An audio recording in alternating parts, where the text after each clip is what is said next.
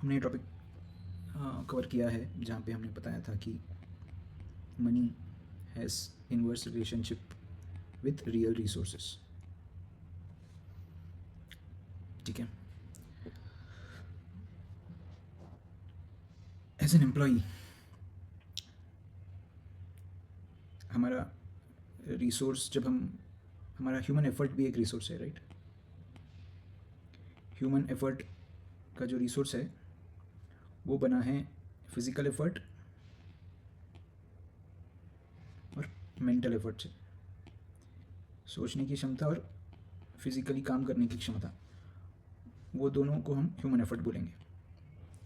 तो वैसे देखा जाए तो जो हम ह्यूमन एफर्ट को वैल्यू करते हैं मनी के टर्म्स में, तो उसका भी इन्वर्स रिलेशनशिप होगा। तो money has an inverse relationship with human efforts. उसका मतलब है जब जब पैसे की वैल्यू बढ़ेगी, ह्यूमन एफर्ट की वैल्यू कम होगी, और जब जब पैसे की वैल्यू गिरेगी, ह्यूमन की एफर्ट की वैल्यू बढ़ेगी। ठीक है, और हमने देखा कि over a long period of time पैसे की वैल्यू गिरती है, राइट।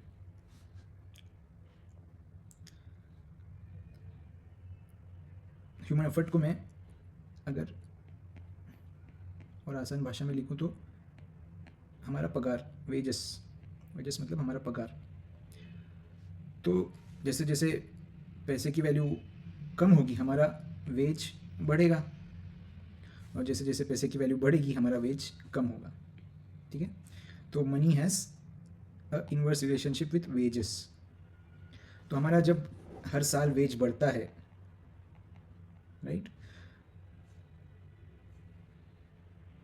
क्या उसका कारण पैसे का वैल्यू गिरना है कि हम सच में अच्छा काम कर रहे हैं, राइट? पता नहीं। ठीक है, तो ओवर पीरियड ऑफ टाइम पैसे की वैल्यू गिरती है और उसी वजह से हमारा वेज भी बढ़ता है।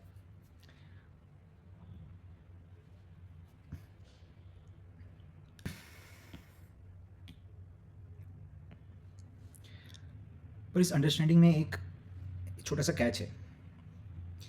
वो क्या है, मैं इस इक्वेशन में अभी सिर्फ रिसोर्सेस को भी इंट्रोड्यूस करता हूँ। ठीक है, रिसोर्स को अलग करते हैं, वेजेस को अलग करते हैं और मनी को अलग करते हैं। तो इक्वेशन कैसे बनेगा, money has inverse relationship with resources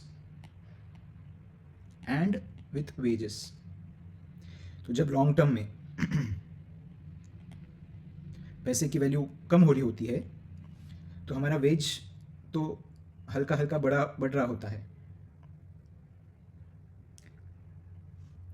but real resources की जो वैल्यू है वो और ज़्यादा तेज़ी से बढ़ रही होती है। बेसिकली हाउसिंग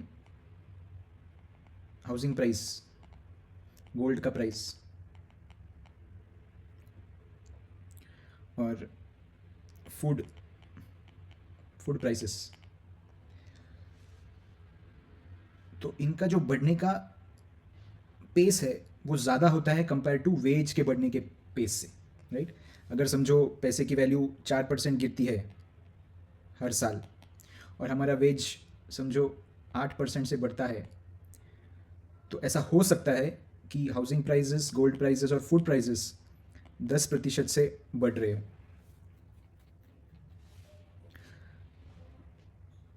तो इससे होगा क्या कि हमारा वेज जनरली कम स्पीड से बढ़ता है, और जो चीज़ें हम खरीदते हैं पैसा देके वो ज़्यादा बढ़ रहा होता है। तो इससे एक तरीके से हमें नुकसान हो रहा होता है, हमारी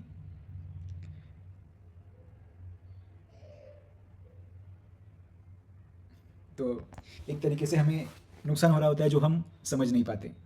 इन्फ्लेशन बढ़ रहा है 4% से, हमारा वेज बढ़ रहा है 8% से, बट हमारे सामानों की कॉस्ट बढ़ रही है 10% से। तो हर साल 2% मेरे को नुकसान हो रहा है, और जब 5 साल में हम उसको ऐड कर दें तो 10% नुकसान हो रहा है, और एक तरीके से नुकसान कंपाउंड हो रहा है।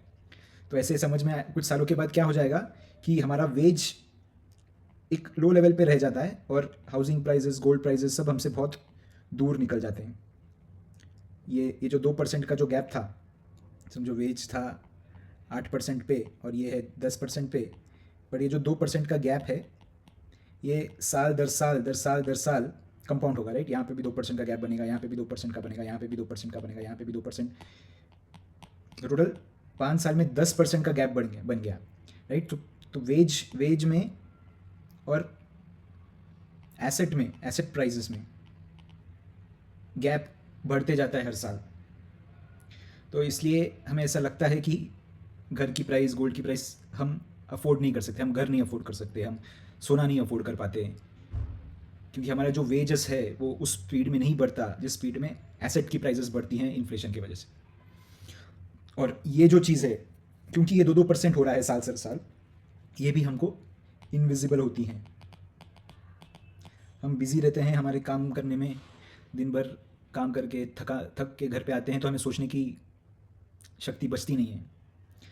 और हर साल हमारा 2-2% का अगर वेज और एसेट प्राइस में डिफरेंस आता रहेगा और ये अगर चीज़ इनविजिबल है तो हमें हमारे हमारे हाथों से एसेट्स का परचेजिंग थोड़ा बहुत दूर होते रहता है हर साल। तो ये भी एक बहुत इंपॉर्टेंट चीज़ है हमें समझना कि हमारी वेजेस और एसेट्स में जो गैप है, gap between the wages and the asset price widens, ये गैप बढ़ता जाता है साल दर साल, और वो हमें इनडायरेक्टली और इनविजिबली नुकसान कर रहा होता है हमारा।